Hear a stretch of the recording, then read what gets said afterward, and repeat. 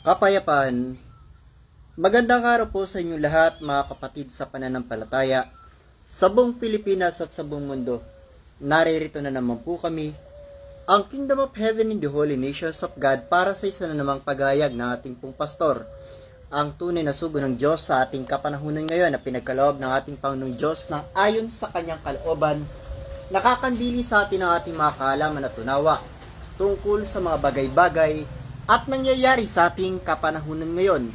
Mga hiwaga, talinghaga at misteryo ng ating banal na kasulatan, lahat po yan ay sasaysay ng ating pong pastor. Ang may pakinig ay makinig sa sinasabi ng tunay na sugo ng Diyos sa ating kapanahunan ngayon. Narito po si Pastor Leonides. Alright. Sana magkaroon na ng magandang umaga, Pilipinas at buong daigdig. Kung kayo'y partisipasyon o makisama o makiugnayan sa mga taong lumalaban ng katarungan, dahil pinaglalaban nila katarungan, hustisya para sa kaligtasan. Yan ang sabi ng Biblia. Hustisya para sa kaligtasan. Ano ang maliligtas? Makasalanan man at mga biktima ng tinatawag na worldwide syndicate ay kaligtasan ng tao kung mayroong wastong hustisya. Kaya basahin mo muna yon. Dahil yan, pag-usapan natin, hustisya ha. Kung sino talaga tumutupad ng wastong hustisya at lumalabag, kikilalanin niyo yan. Para sa ganon, sugpuin ang tinatawag na scam o sindikato sa buong daigdig na nanaganap pa noong pang-araw hanggang ngayon at nagpapatuloy dahil walang sumasawatang hustisya. Kaya kung iharap ko naman kayo sa hukuman ng langit, sabi ko sa inyo, baka mangamatay kayo. Kaya bago kayo iharap sa hukuman ng langit, dahil walang makililingig sa mata ng Diyos, tandaan nyo. Kaya ayaw ko mangyari sa inyo yon. Unang-una, kayo'y matatalino at dapat magkatiwalaan sa mga batas at palatuntunan ng sangkalupaan. Pero ayon sa aking pagsusuri at pagsusuri ni Miranda, walang mapagkakatiwalaan sa inyo dahil ang pera ng Pilipinas ay ini-scam na ninyo, sabi ni Miranda. So, hawak niya ang dokumento na magpapatunay na isinara niya ang mga banking system at gumagawa kayo ngayon na ibang paraan para makuha wala yan. Alright, sibasahin mo na. Ito po ay nakita ko lang po ito sa post po ng ating kapatid na si Chris Cannon. Yung po ang kanyang pangalan sa FB. Basahin po natin ang pinost po niya. Well, they control and manipulate our banking system. The highest to lowest employed employee in Bangko Sentral ng Pilipinas. Charter of its presidential decree has only one to create in 1993. We know how BSP make its own rule and operate it without following the international standards in the banking system. That is why their salary has no limit. Mostly on all central bank board of governors once seated expectation of high salary, but here sobrang taas, no limit. Another things is 60% to 40% schemes. Monetary flow should be implemented, 60 for the people of the Philippines, for the poorest family, and 40% of all employees. We already know that BSP has no gold backup to print currencies, and all of us use Mickey Mouse money because they control it. We already filed to Supreme Court of the Philippines and 100,000 metric tons of gold backup in order to support its system, but as of today, the BSP is silent. We congratulate to all BSP officials 2022 during pandemic period. You accumulate and still a highest paid salary of all of us are embarrassed to your system. Yan po ang kanya pong mga na-post. Ang mga nabanggit po niya ng mga government official, ito po yung kanilang mga pangalan. Felipe Medalla BSP. Hindi po natin alam kung ito po bang mga sahod po nila ay buwanan.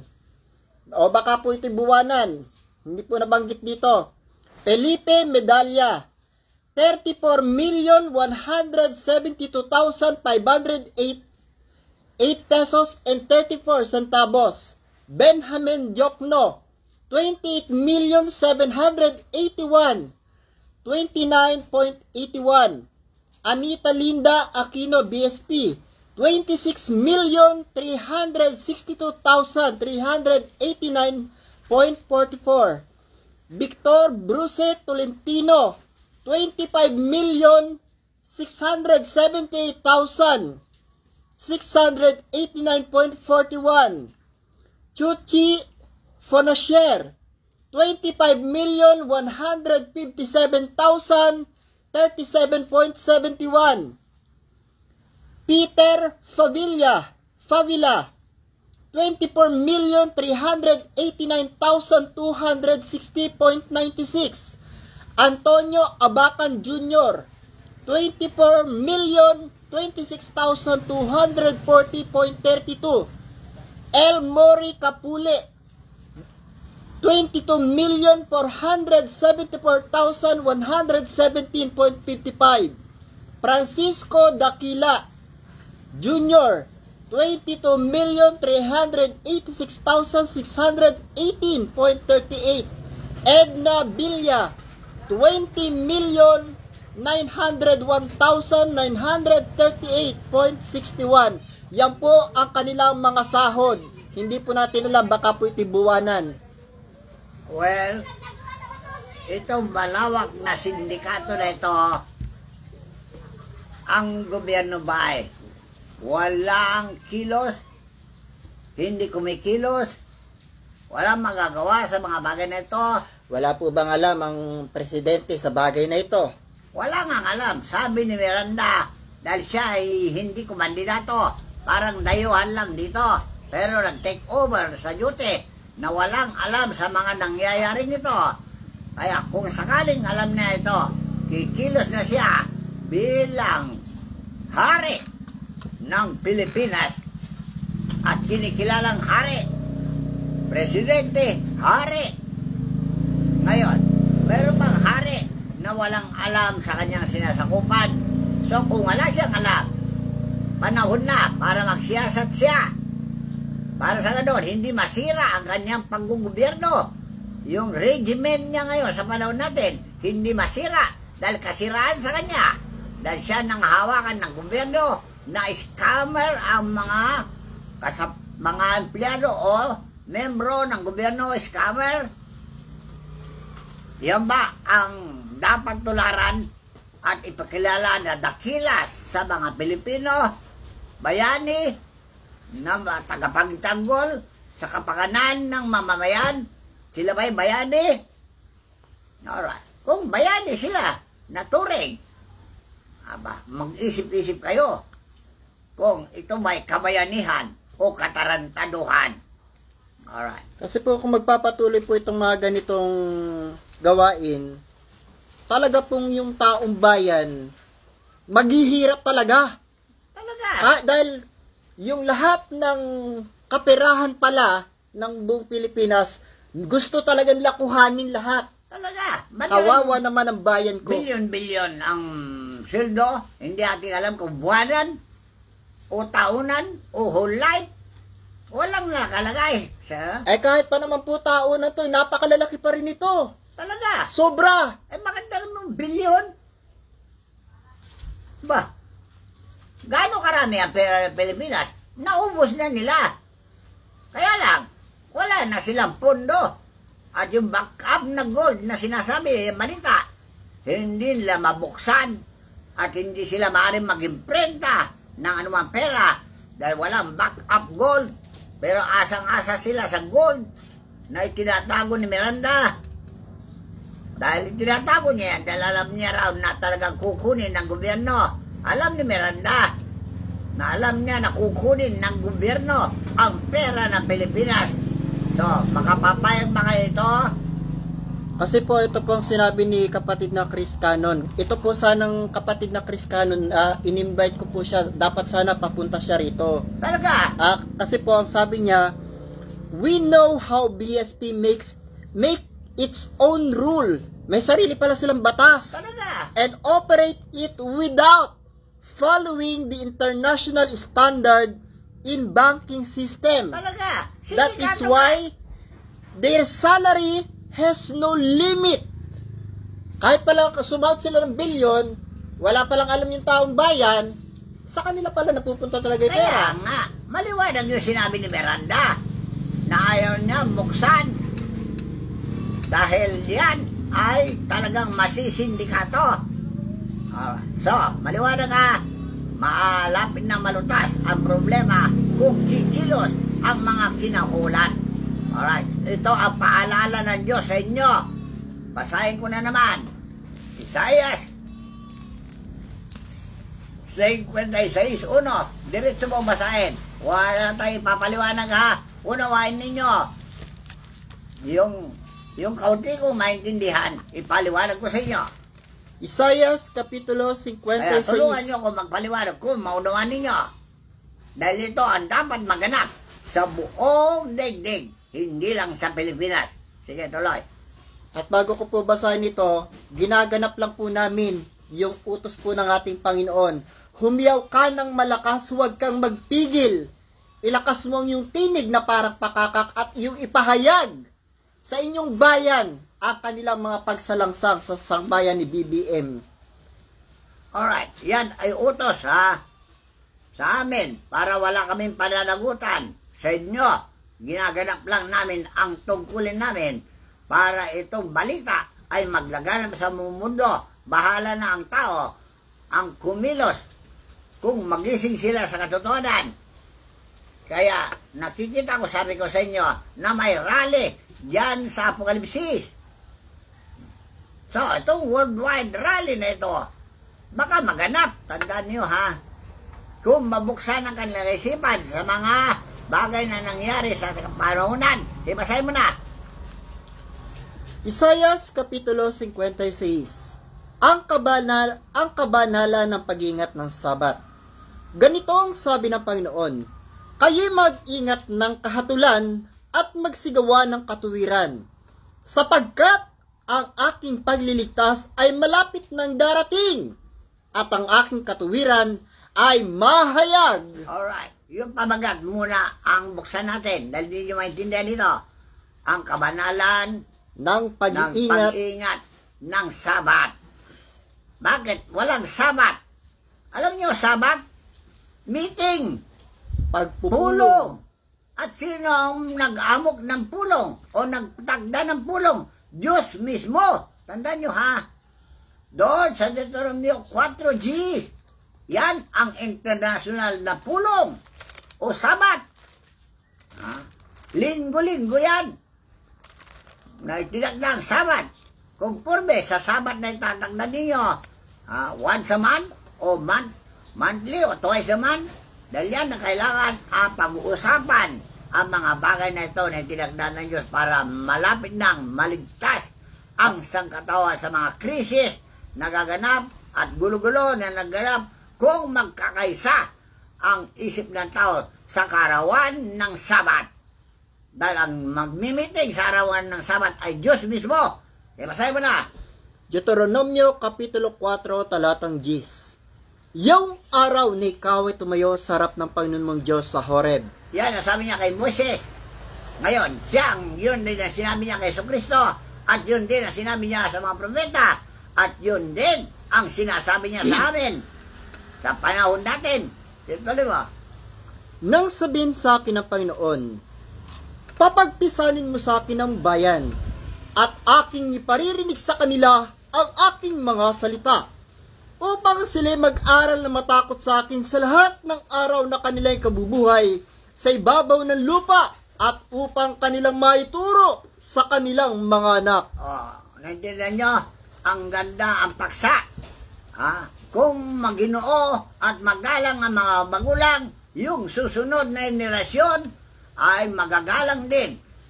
Tandaan nyo para continuous yung tinatawag na katuwiran ng Diyos ay mahayag, hustisya para sa kabanalan at kaligtasan, manatilian kung ipamanas ng mga ama sa kanilang mga anak at sa mga anak pa ng kanilang mga anak sa susunod na henerasyon, magpapatuloy ang kapayapaan at kaligtasan ng tao. Wala ng krisis at wala ng kagutom na pinangako ng Diyos doon sa Levitico, dahil Diyos ay aalalay, papadnubay, at tayo pararamihin at hindi pakakauntiin na gaya ng pinaplano nyo, vaccine, hindi pagpaparami yan. Tanda nyo pagbabawas ng tao yan.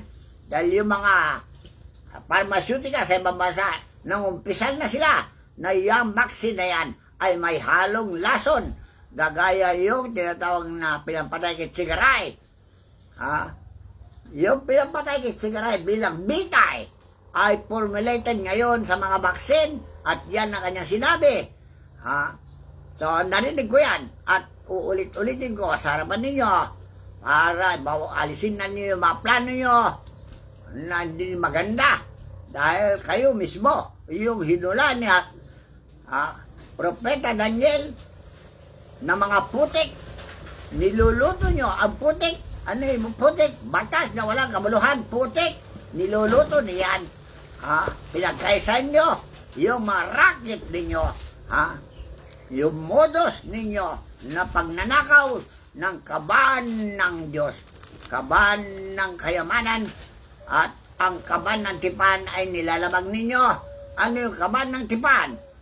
Yung kapayapaan at kasaganan na pinangako ng Diyos, kagalingan at walang sakit sa lahat ng mga tao kung sumunod sila sa batas ng kaban ng tipan na siya ang Biblia. Alright, ngayon, tuloy mo.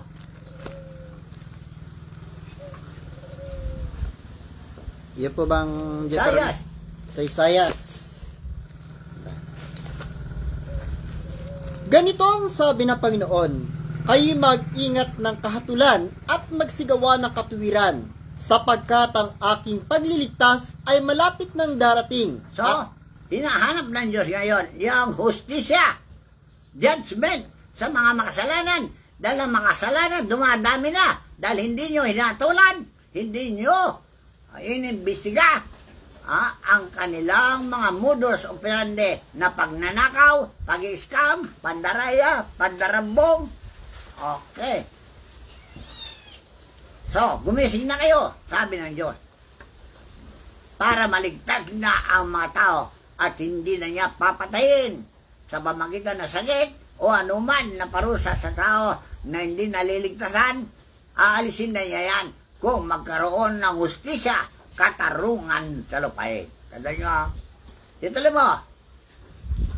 Mapalad ang taong gumagawa nito at ang anak ng tao na nangahawak dito na nangingili ng sabat upang huwag lapastanganin at nag-iingat ng kanyang kamay sa paggawa ng anumang kasamaan. Alright. Yan ang tao pag humawak sa batas at palandunan, maingatan niya ang paggawa ng masama dahil siya may takot sa Diyos. Dahil kung wala siyang takot sa Diyos, siguradong magnakaw siya, mag-scam siya, at gagawa siya ng sarili niyang batas at hindi yung tunay na batas na hustisya at katarungan. Tandaan nyo So, tuloy mo pa. At huwag ding magsalita ang tagaibang lupa na nalakip sa Panginoon na magsasabi, tunay na ihihiwalay ako ng Panginoon sa kanyang bayan. At huwag ding magsabi ang bating, narito ako'y punong kahoy na tuyo. O ibig sabihin, huwag niyong sabihin na kayo pinabayaan anak kayo ng Diyos lahat at tayo lahat ay bigkisin nga sa pagkakaisa sa pamagitan ng tinatawag na Sabat, General Meeting, at ang Diyos ang magmi-meeting para magkaroon ng isang pagkakaisa na layunin. Kung may takot kayo sa Diyos, kung wala kayong takot sa Diyos, talagang hindi kayo makipag-meeting. Tandaan nyo ha, Sabat, meeting. Tuloy mo. Sapagkat ganito ang sabi ng Panginoon tungkol sa mga bating na nangingili ng aking mga sabat at pumipili ng mga bagay na nakalulugod sa akin at nag-iingat ng aking tipan. Sila'y bibigyan ko sa aking bahay at sa loob ng aking mga kuta, nag-alaala at pangalan na maigi kaysa sa mga anak na lalaki at babae. Ano yung pangalan na yun? Pangalan ng samahan. Pangalan ng grupo na matitino. Pangalan ng mga nagpupulong para sa kasaganaan o kapayapaan. Mapalad sila na humahawak nito. Sabi kanina, di ba? Mananghawa ka nito. O nagmamanis nito, mga grupo na ito. Dahil malapit na ang kaligtasan. Maliwanag ba? Pero kung di kayo gawa ng hustisya, katarungan, ang kaligtasan ay malayo pa. Tandaan nyo, wala kayong pakialam sa kapwa ninyo, wala kayong pakialam sa mga kamag-anak ninyo, wala kayong pakialam sa sino man tao, kayo ay manhid. Kaya pala sabi dito sa sa 9, Isaiah 56:9, ito pala pamagat pa lang po. Ang mga masasamang pinuno ay pinagwikaan. Alright. Sige, tuloy mo. Kayong lahat na mga hayop sa parang, kayo'y magseparitong lumamon. Oo, kayong lahat na mga hayop sa gubat. Ano po ba yung mga hayop sa gubat? Ay, mga pulo-pulo. Yung mga bansa-bansa, mga gubat lahat yan.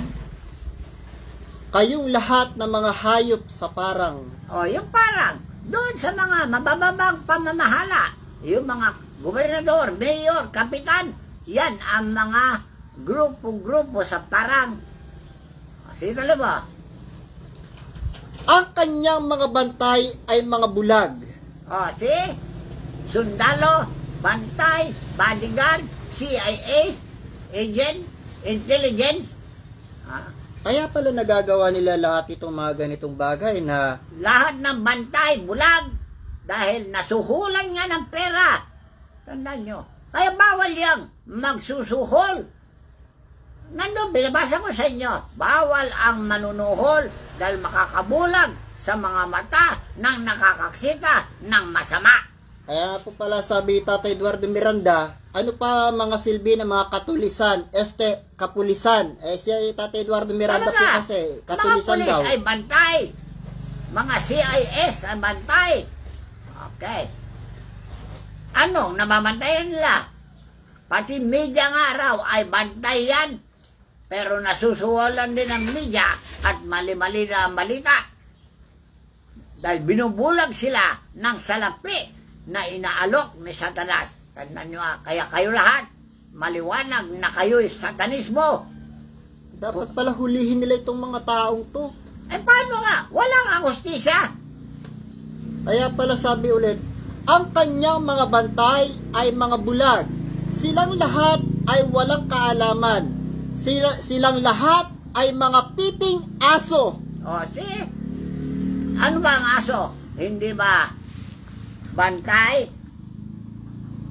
Kaya pala sabi, Tatahol? sila'y hindi makatahol. Oo. Tatahol pag may tao. Dahil suspetsa niya, magnanakaw. Kaya sabi niya, ikaw, magnanakaw. Kaya yung aso, palabintangin. Kaya po siguro hindi makatahol, may nakasapal sa bibig. Talaga. Na pera. Ganun nga. Paano nga makakatahol? Meron pala nakasulpak na pera sa bibig. Kasi pag sinuhulan ka at hindi mo tinanggap, papatayin ka. Yan lang. Ay tanggapin na. Kaya tinatanggap nila dahil takot silang mamatay. Dahil ano bang sindikato? Tandaan nyo Kaya- ang mga uri ng sindikato at hindi maayon ang isa sa grupo, papatayin nila yung tao na yon. Kaya pala napakalinaw po na pagkahayag ni Propeta Isaias dito. Silang lahat ay mga piping aso. Sila'y hindi makatahol. Mapapanaginipan. Mapanaginipin po. Pangarap yun. Mapagpahiga. Maibigin sa pag-idlip. Mga tulugin pala. Siyempre, hindi sila papagod Para sila pensyonado. Tulog na tulog lang. May pera sila. Mahilig sa pagkaidlip. Ibig sabihin, kunyari, para sa ganon, wala silang alam dahil tulog sila. Dahilan lang yun, idlip. Kaya po pala tama po pala yung mga nai-report dito ni Kagalang-galang San Miguel na talagang yung mga nasa gobyerno ibinubulsa pala talaga nila yung pera na Talaga! mga Noong nasa pa yan gobyerno. 1 year ago.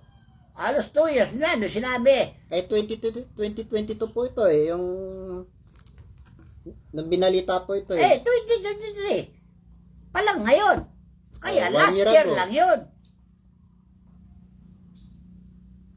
So, maliwanag walang lihim na hindi makikita ng mga banal na espiritu, lalong-lalo na ang Diyos Ama ang makapangyarihan sa lahat. Walang may lilihim yan, tandaan nyo. Lahat ay mabubulgar, sabi ni Jesus. Walang lihim na hindi mabunyag. Ngayon, nabubunyag na yung mga lihim. Pero kayo, walang takot. Dahil bakit? Walang hustisya Dahil nasupalpalan ng pera. Nasuhulan ng pera. Kaya wala kang takot na gumawa ng masama. Ito pa po sa 11. 56:11 na. Sige. Oo, ang mga aso ay matatakaw. Sila'y kailanman ay walang kabusugan. At ang mga ito ay mga pastor na hindi nakakaunawa. Alright. Alam niyo, pastor, namamahala ng bayan ay mga pastor yan. Namamahala sa relihiyon ay pastor din lahat yan. Sila lahat ay matatakaw. Walang kabusugan. Bilyon-bilyon na. Humihirit pa. Ibig sabihin po ng pastor, lahat po pala ng mga namumuno sa gobyerno at relihiyon, lahat po pala yan ay mga pastor. Talaga. Inilagay ng pastor yan. Pastor sa relihiyon, pastor sa bayan, nakalagay. Matatakaw talaga. Sa madaling salita po, yung mga tao po na may mga nasasakupan, yung mga namumuno niya, mga pastor po yan. Yan po nasa Inuulit mo lang para po mas maunawaan ng mga tao. Sige.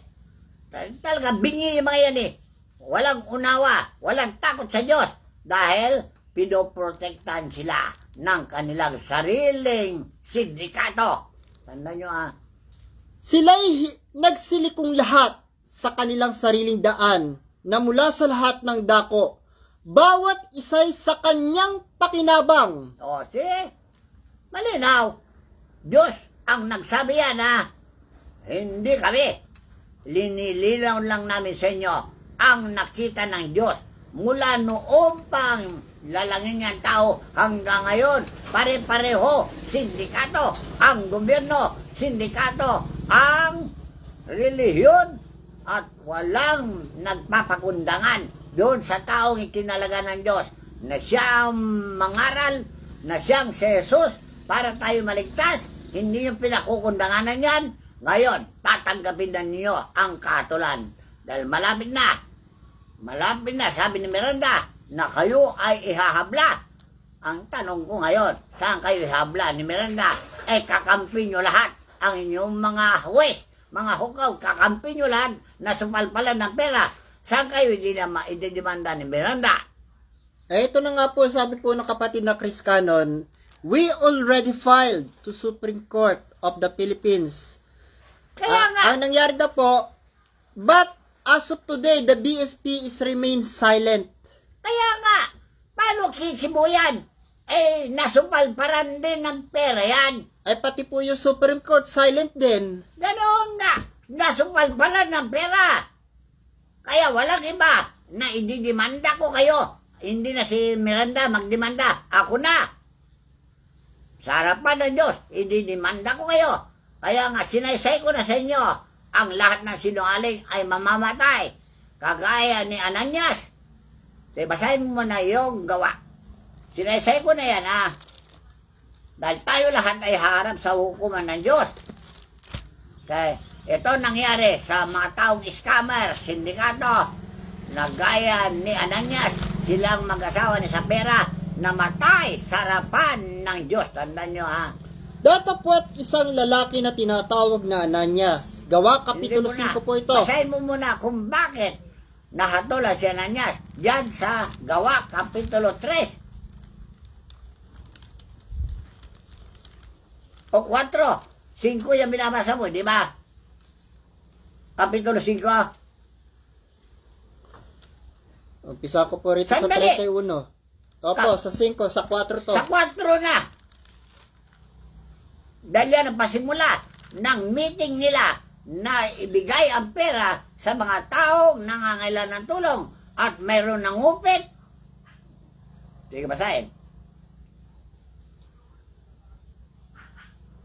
Masyado pong mahaba itong 4. Siyempre, kung di natin saysayin, paano nila malaman kung saan nagmula ang kasulan ng Diyos at pinatay niya si Ananias dahil sa pag-scam, pandaraya, pandarambong, pang-uumit, kung tawagin nila. Basahin. At nang sila'y makapagsalita pa sa bayan ni nagsilapit sa kanila ang mga saserdote at ang puno sa templo at mga Saduceo. Hindi pangkarin naman tawag alam nila, saserdote at pinuno, mga tinatawag na pero, patriarka o pero, Matataas nila uri ng namamahala sa bayan, kaharap nila sa meeting. Tuloy mo. Palibas ay totoo na nga bagabag sapagkat tinuruan nila ang bayan at ibinalita sa pangalan ni Jesus ang pagkabuhay na maguli sa mga patay. At sila'y kanilang sinunggaban at kanilang ibinalanggo hanggang sa kinabukasan sapagkat noon nga'y gabi na, datapat marami ang nakakarinig ng salita ay nagsisampalataya. Ang mga bilang ng lalaki umabot sa 5,000. At nangyari na kinabukasan na nagkakatipon sa Jerusalem ang kanilang mga pinuno at mga matatanda at mga iskriba at si Anas na dakilang saserdote. At yan, kilala nyo si Anas na yan? Yan ang kumurona ng tinik kay Jesucristo. Sa tinatawag ninyong Roman Empire. At si Caiphas at si Juan at si Alejandro at ang lahat ng kalipian ng dakilang saserdote. O, tingnan nyo, yung Caiphas, yan ang tinatawag na mababa sa papa. Mga obispo. Obispo, yung mga yan. O kardinal, yan. Ganon. Yan ang posisyon ni Caiphas. At si Anas, yan ang papa ng Roma. Kasali sa meeting na pinagmimitingan. Situloy mo. Sila po yung Roman Empire nung panahon po nila. Oo. At nang kanilang mailagay na sila sa gitna nila ay sila'y tinanong sa anong kapangyarihan o anong pangalan ginawa niyo ito. Nang magkagayo si Pedro na puspos ng Espiritu Santo ay nagsabi sa kanila, kayong mga pinuno sa bayan at matatanda, kung kami sa araw na ito'y sinisiyasat tungkol sa mabuting gawa na ginawa sa isang taong may sakit, na kung sa anong paraan gumaling ito, talastasin ninyong lahat at ng buong bayan ng Israel na sa pangalan ni Jesucristong taga Nazaret na inyong ipinakon sa krus na binuhay ng Diyos na maguli sa mga patay. Dahil sa Kanya ay nakatindig ang taong ito sa inyong harap na walang sakit. Kasi binabawalan nila yung faith healing ng panahon na yun dahil nasisira ang reputasyon ng mga doktor. Dahil ang mga doktor hindi nila mapagaling ang mga sakit. Noong panahon yun, dahil may pandemya at yung pinatayo nila na sakit sa pangalan ni Jesucristo, in the name of Jesus of Nazareth, yan ang ginamit nila na gumaling yung tao. Kituloy mo. Siya ang bato na tinakwil ninyo, batong ninyong mga nagtayo ng bahay na naging pangulo sa panulok. At sa kanino mang iba ay walang kaligtasan sapagkat walang ibang pangalan sa silong ng langit na ibinigay na sa mga tao na sukat nating ikaligtas. Alright. Yan ang palatandaan na yung hari ng mga hari hindi naghahari hanggang ngayon dahil kayong mga hari ng tao na inilagay ng tao, binutol mga tao, kayo ang naghahari. Tuloy mo. Nang makita nga nila ang katapangan ni Pedro at ni Juan at pagkatalastas na sila mga taong walang pinag-aralan at mga mangmang ay nangagtaka sila at nangapagkilala nila na sila'y nangakasama ni Jesus. At nang makita nila ang taong pinagaling na nakatayong kasama nila ay wala silang maitutol. Datapwat ng sila'y mga utusan na silang magsilabas sa pulong ay nagsang-usapan na nagsasabi, anong gagawin natin sa mga taong ito sapagkat tunay na ginawa sa pamagitan nila ang himalang hayag sa lahat ng mga nangananaha sa Jerusalem at hindi natin maikakaila. Alright. Dahil yung mga tanda na sign na magbabalik ang Diyos at ang Diyos ang nagpapagaling sa larangan ng sakit. Dahil hindi napapagaling mga doktor ang mga sakit noon, yung mga apostol lang hanggang ngayon. Yung mga alagad ng Diyos lang nakapagpapagaling ng mga sakit na hindi napapagaling ng mga dalubhasa. Kaya nung panahon yun, pinipigilan nila yung manggamot na faith healing kung tawagin sa mga espiritista sa panahon natin. Dahil yung espiritista na panahon nila, sila, si Jesus at ang kanyang mga apostol, ang tunay na espiritista. Kasi po ang pinangangalandakan dito ng mga apostol, yung pangalan ng Panginoong Jesucristo ang nagpagaling sa taong may sakit. Talaga? Na ayaw mahayag ng mga namumuno sa bayan nila noong panahon nila. Talaga? At sabi na bawal nila maggamot na linggo. Anong sabi ni Jesus? Kung ang tupa mo'y mahulog sa balon ng araw na linggo, hindi mo kaya hanguin? Wala sila nasabi. So, kung pagbabasa po natin ito sa tunay na buhay ngayon natin, maaaring ito yung mga tao noong panahon nila na nabuhay ngayon na yung nagbabawal na ipangaral yung ebanghelyo ni Jesus. Sila po yan, yung sa panahon natin. Sila pinapatay ngayon ni Jesus sa panahon natin. Tuloy mo, para malaman natin yung tema na pinag-uusapan, kung ano ang pinag-uusapan sa araw na Sabat na ganapin para mapatunayan natin ngayon kung sino ang lumalabag ng araw na Sabat. Gayon may upang huwag nang lalong kumalat sa bayan. Atin silang balaan na buhat ngayon huwag na silang magsasalita pa sa sino mga tao sa pangalang ito, sa pangalan ng Panginoong Jesucristo. Hindi ba yan ang ginagawa ng India ngayon? Israel po. Israel. Ayaw nila mahayag si Kristo sa Israel. Ayan, di ba pinapatay sila lahat ngayon ng Diyos? Yung gera na yan, pagpatay ng Diyos sa kanila. Dahil sila ay hindi naniwala sa dapat paniwalaan na siyang si Jesus. Di ba yun na sinabi ng Ama? Ito ang anak kong kinalugdan. Siya ang dapat niyong pakinggan. Pero hindi yung pinakinggan. O yan, papatay kayo ng Diyos. Kaya lang po, nakakaawa naman. Nakakaawa nga. Pero ano magawa natin? Batas ang sinusunod natin. Batas po ng Ama yan Batas ng Diyos ang sinusunod natin. Tuloy mo. At sila tinawag nila at binalaan sila sa anumang paraan ay huwag silang magsipagsalita ni magsipagturo tungkol sa pangalan ni Jesus. Tama-tama talaga na yung sinabi ng bansang Israel, huwag ninyong ipapangaral ang ebanghelyo ni Jesus at huwag ninyong kilalanin si Jesus at huwag niyong babasahin ng Biblia, bawal, huhulihin kayong lahat. Talaga? Andito po pala talaga lahat. Nandyan, siguloy mo. Ulitin ko po, sila'y tinawag at binalaan sila sa anumang paraan ay huwag silang magsipagsalita ni magsipagturo tungkol sa pangalan ni Jesus. Naulit na naman sa panahon natin. Tuloy mo pa rin. Datapwat si Pedro at si Juan ay nagsisagot at nagsipagsabi sa kanila, kung katuwiran sa paningin ng Diyos na makinig muna sa inyo kaysa sa Diyos inyong hatulan. Sapagkat hindi mangyayaring di namin salitain ng mga bagay na aming nakita at nangarinig. At sila nang mapagbalaan na, sila ay pinakawalan palibas ay hindi nakakasumpaw ng anumang bagay upang sila ay kanilang mga parusahan. See? Kagaya na sentensya ni Pilato.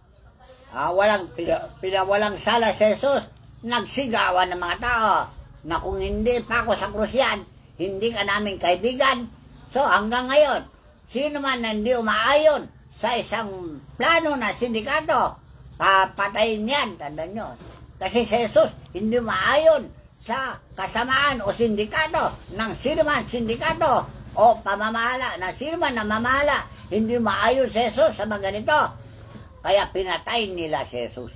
At sila nang mapagbalaan na sila ay pinakawalan, palibasa hindi nakakasumpong ng anumang bagay upang sila kanilang mga parusahan dahil sa bayan, sapagkat niluluwalhati ng lahat ng mga taong Diyos dahil sa bagay na ginawa, sapagkat may mahigit ng 40 taong gulang ang tao na ginawa nitong himala ng pagpapagaling. At nang sila'y mga pakawalan na ay nagsiparo sa kanilang mga kasamahan at iniulat ang lahat ng sa kanila sinabi ng mga pangulong saserdote at ng matatanda. Ano yung inulat? Pinablis sa buong sandigdigan ang naganap na yon. Kaya yung mga tinatawag na media, hindi nagsinungaling. Ngayon, ang mga media, sabi ni Miranda, sinungaling. Hindi. Bayad daw po lahat. Kaya nga, tituloy mo. At sila ng kanilang marinig ito ay nagkaisang itas nila ang kanyang tinig sa Diyos at nagsasabi, O Panginoon, ikaw na gumawa ng langit at ng lupa at ng dagat at ng lahat ng nasa mga yaon. Nasa pamagitan ng Espiritu Santo sa pamagitan ng bibig ng aming amang si David na iyong lingkod ay sinabi mo, bakit nangagalit ang mga hintil at nagsipaghaka ang mga tao ng mga bagay na walang kabuluhan? Nagsitayong handa ang mga hari sa lupa at ang mga pinuno ay nagpisan-pisan laban sa Panginoon at laban sa kanyang pinahiran. O, kita na. Dito pala yung Kapitulo 2 awit. Alright, so, yung Biblia nasulat at nagaganap dahil yun ang sinabi ni Jesus. Isang tuldok, isang kudlit, walang mawawala sa kautusan hanggang sa lahat ay magaganap. Kaya sabi ko sa inyo, magaganap din ang hustisya o hukuman ng langit sa Pilipinas. Binalaan ko na kayo na huwag kayong magsisinungaling pag nakaharap kayo sa hukuman ng langit. Magsisi lang kayo, patatawarin kayo. Pero kung di kayo magsisi, sabi ko sa inyo, magaya kayo, kundi Ananias at Sapphira na mamamatay at mahandusay. Walang electric chair, walang tinatawag na isaksak na droga, walang garote, walang pagpugot ng ulo. Si San Miguel ang pupugot sa inyong ulo, espiritual ang pagpugot at kayo mahandusay. Tandaan nyo Yung kaluluwa po ang pinupugutan ng ulo doon. Talaga. Sige, tuloy mo. Sapagkat sa katotohanan sa bayang ito'y laban sa iyong banal na lingkod na si Jesus, na siya mong pinahiran. Ang dalawa ni Herodes at ni Poncio Pilato kasama ng mga hintil at ng mga bayan ng Israel ay nagpisan-pisan upang gawin ang anumang naitakda na ng iyong kamay at ng iyong pasiya upang mangyari. At ngayon, Panginoon, tingnan mo ang kanilang mga bala at ipagkaloob mo sa iyong mga lipi na salitain ng iyong salita. Alam niyo, babala. Dito rin. Nang buong katapangan, samantalang iyong iniunat ang iyong kamay upang magpagaling at upang mangyari nawa ang mga tanda at mga kababalaghan sa pangalan ng iyong banal na si Jesus. At nang sila'y makapanalangin na ay nayinig ang dakong pinagkakatipunan nila at nangapuspos silang lahat ng Espiritu Santo at kanilang sinalita na may katapangan ang salita ng Diyos. At ang karamihan ng mga nagsisampalataya na nagkakaisa ang puso at kaluluwa at sino may walang nagsabing kanyang sarili ang anuman. O yan, nag-meeting sila dyan na suportahan ang bayan dahil sa krisis na naganap. Ito mo. At sino may walang nagsabing kanyang sarili ang anuman sa mga bagay na kanyang inaari, kundi lahat nilang pag-aari ay sa kalahatan. O, kita na. Yan ang pinagmitingan nila. At mayroong nag-scam o nandaya. Sintali mo. At pinatotohanan ng mga apostol na may dakilang kapangyarihan ng pagkabuhay na maguli ng Panginoong Hesus at dakilang biyaya ang sumasa kanilang lahat. Sapagkat walang sino mang nasasalat sa kanila palibas ay ipinagbili ng lahat ng mga lupa o mga bahay ang mga ito, at dinala ang mga halaga ng mga bagay na ipinagbili, at ang mga ito inilagay sa mga paanan ng mga apostol at ipinamahagi sa bawat isa ayon sa kinakailangan ng sinuman. O yan yung tinatawag na naglikom sila, nag-impok sila ng budget para sa taong bayan. Yung mga naghihirap, bigyan nila pagkain. Yung walang damit, bigyan nila panamit. Yung walang inumin, bigyan nila inumin. Yan ang kanilang pinagmitingan. Kaya mo. At si Jose na pinamagatang Bernabe ng mga apostol na kung liliwanagi, anak ng pangangaral, isang Levita tubo sa Chipre, na may isang bukid ay pinagbili ito at dinala ang salapi at inilagay sa mga paanan ng mga apostol. Datapwat isang lalaki na tinatawag na Ananias, na kasama ng kanyang asawa si Safira, ay nagbili ng isang pag-aari at inilingid ang isang bahagi ng halaga na nalalaman din ito ng kanyang asawa, at dinala ang isang bahagi at inilagay sa mga paanan ng mga apostol. Datapwat sinabi ni Pedro, Ananias, bakit pinuspos ni Satanas ang iyong puso upang magsinungaling sa Espiritu Santo at upang maglingid ng isang bahagi ng halaga ng lupa? Nang iyaw nananatili pa, hindi baga iyaw nananatiling iyong sarili, at nang may pagbili na, hindi baga nasa iyo ring kapangyarihan? Ano tinisip mo pa ang mga bagay na ito sa iyong puso? Hindi ka nagsinungaling sa mga tao kundi sa Diyos. Alright. Lahat ng mga scammer ngayon, mandadaya sa batas, mga rules and regulation ng isang tinatawag na bangko ay nilalabag ninyo.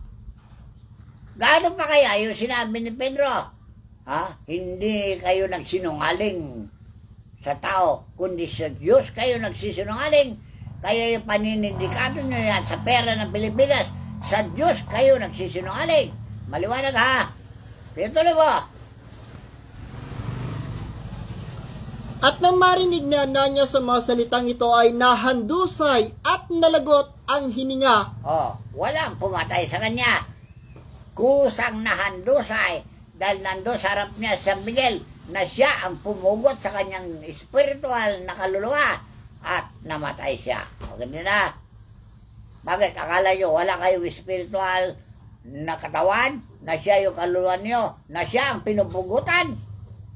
Dahil ang buhay ng katawan ay kaluluwa. Dahil ang katawan ay damit lang na kaluluwa. Kaya yung kaluluwa na pinugutan, pati katawan namatay. Tandaan nyo yan Ganyan ang mangyayari sa araw ng paghukom. At tayo lahat ay harap sa hukuman ng langit. Dahil walang ibang magliliti sa inyo ng katotohanan kundi ang Diyos lamang. Dahil ang mga hukom ninyo ay puro sinungaling at nasupalpalan ng pera. Kaya hawak nyo leeg ang inyong batas. At kayo, ano ba ang gumagawa na masama sa harapan ng Diyos at sa harapan ng mga tao? Malinaw mo ba? So sana maintindihan nyo to at magkaroon kayo ng takot para magbago na kayo. Dahil darating ng araw, sabi ko sa inyo, itatakda ko ang paghukom sa ibabaw ng lupa. Okay? Maraming pa ako sasabihin. Pero hanggang dito lang muna at dagdagan ko pa yan. Kaya ang bilin ko sa inyo, magbaliklog na kayo sa Diyos, makikasundo na kayo sa Diyos, magsisi na kayo. Sabi ni Jesus, talikdan na nyo ang kasamaan at kayo ay tatanggapin ng Diyos. Gaya ni Pablo. Si Pablo ay nagsisi at pinatawad ng Diyos. Ganon din kayo, patatawarin kayo kung magsisi kayo at magbalik loob sa Diyos at maglingkod sa Diyos at magpakabanal o pag sa ganon naman ay maganap na yung panahon na sinasabi ng Diyos na magkaroon ng kapayapaan ng lupain kung mayroong hustisya at katarungan sa lupain. Okay? So, yan lang ang binuksan ko sa inyo na gumawa na kayo ng hustisya. Yan ang order. That's an order. Make justice and judgment for my salvation is about to come. Tandaan nyo and my righteousness will be revealed. Okay? Kahit na English Carabao, naka-English pa rin ako. Sana maintindihan nyo, simple English lang yun. Mahilig din naman kayo sa pa-English. Ako, hindi ako marunong ng English. Pero nakapagsasalita ako ng counting English para madaling maintindihan. Okay, dahil pag Tagalog, di nyo maintindihan. Ito po yung ating pong huling mensahe. Galing po ito kay Haring David. Kapitulo 1, Kapitulo 2, talatang 6. Gayon may inilagay ko ang aking hari sa aking banal na bundok ng Sion. Aking sasaysayin ng tungkol sa pasya. Sinabi ng Panginoon sa akin, ikaw ay aking anak. Sa araw na ito ay pinanganak kita. Humingi ka sa akin at ibibigay ko sa iyo ang mga bansa na iyong pinakamana. Yan ang panahon ni Jesus na siya ang inordinan na maghari at magmana sa lahat ng tao sa buong sanlibutan. Ngayon, sa panahon natin, ganun din. Pareho lang ang binyag. Kung kayo'y magbago na at maglingkod sa Diyos at ipamana niya sa Diyos, ipamana ng Diyos sa inyo ang buong lupain upang inyong pamahalaan na mahusay na pamamahala. Hindi kayo gumagawa ng scam o paninindikato o pagnanakaw o anuman paglabag sa 10 utos para sa ganoon kaligtasan ay maganap na. So, napakadali po palang intindihin ito. Yung palang naglalagay ng hari, reyna o prinsipe o prinsesa, yung Diyos pala. Eh bakit po nadaming naglabas ang mga hari at reyna sa panahon natin? Hindi naman sila nilagay ng Diyos. Sinabi ko na nga ba great imitator. Alam mo, imitator? Gaya-gaya. Imitate. Ginagaya nila ang hari. Wala naman silang magawa. Ibig sabihin po pala, sila pala ang kumukuha ng dangal ng ama at ng anak. Maliwanag. Ninanakaw nila ang dangal ng ama at ng anak. Talaga. Kaya pala nirereklamo ng ating ama, kung ako nga'y ama, nasa ng aking dangal?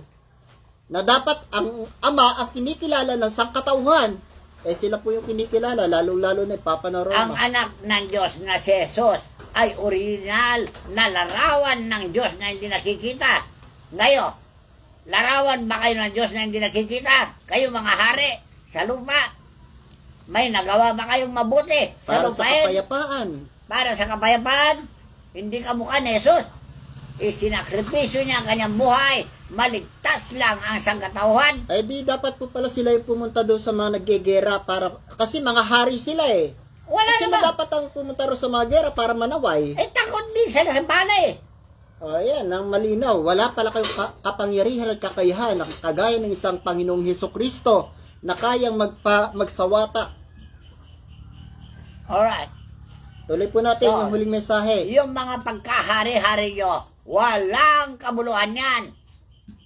Tandaan nyo, kung di kayo kumilos para sa kapayapaan, gumawa kayo ng hustisya at katarungan sa lupain. Yan po sinasabi ni Haring David.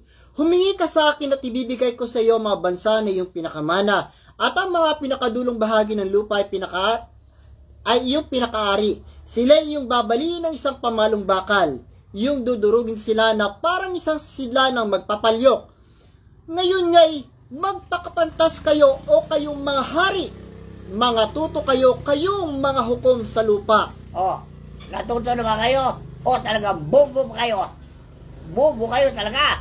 Wala kayo natutuan na mga katarungan na dapat ipatupad sa mga taong makasalanan. Bakit? Dahil kayo nga gumagawa ng kasalanan. Kaya ayaw nyo mahatulan. Kaya ang hustisya ay hindi nyo ginaganap. Dahil kayo mismo mabitay. Tandaan nyo. Kayo'y maglingkod sa Panginoon na may takot at mga galak na may panginig. Hagkan ninyong anak, baka magalit siya at kayo'y mga pahamak sa daan. Napapahamak na nga. Lahat ng hindi tumatalima sa Ebanghelyo ni Kristo, napapahamak na.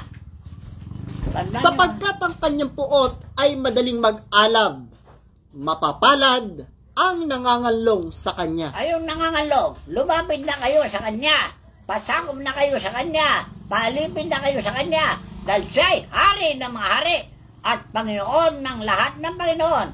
Kung ayaw nung pasakop, kayo ay papatayin. So, maliwanag yan na kamatayan. Lahat ng tao na lumabag sa batas at paluntunan ni Kristo. So, marami na ako sasabihin, pero talagang makunat kayong manawa dahil wala kayong paniwala na may Diyos na hukom ng lahat. Tandaan nyo ha, paniwala kayo sa mga hukom nyo, mga bulag, walang alam, dahil nasusulan ng pera, hudas, mga yan, Mga rebulto daw taksil. po. Mga rebulto daw po, sabi ni Haring David. May mata, hindi naman nila nakikita yung mga nangyayari. Talaga, bulag sila, bulag nga. Inulit bulag eh. May tenga, hindi rin naririnig yung daing ng taong bayan. Rebulto, talaga. Ay, sabi ba, di ba sabi kanina, silent daw, they remain silent. May mga bibig, hindi makapagsalita. Talaga, rebulto nga talaga. Tama-tama talaga mga sinasabi ni Haring David. Bakit? Sinungaling ba si David? So, hanggang dito na lamang po. Sana po mapagbulay-bulayan nyo po itong mga hinahayag ng ating pong pastor, ang tunay na sugo ng Diyos sa ating kapanahunan ngayon. So, hanggang dito na lamang at maraming salamat po sa inyong lahat na patuloy na nakikinig ng mga tunay na aral ng katotohanan ng ating pong pastor, ang tunay na sugo ng Diyos sa ating kapanahunan ngayon. Ang lahat po ng kapurihan, kapangyarihan at karangalan ay ating pong itinataas sa ating dakilang Ama at sa ating Panginoong Jesucristo at sa lahat ng mga arkanghel ng kalangitan at mga doktor ng kalangitan at mga banal na espiritu.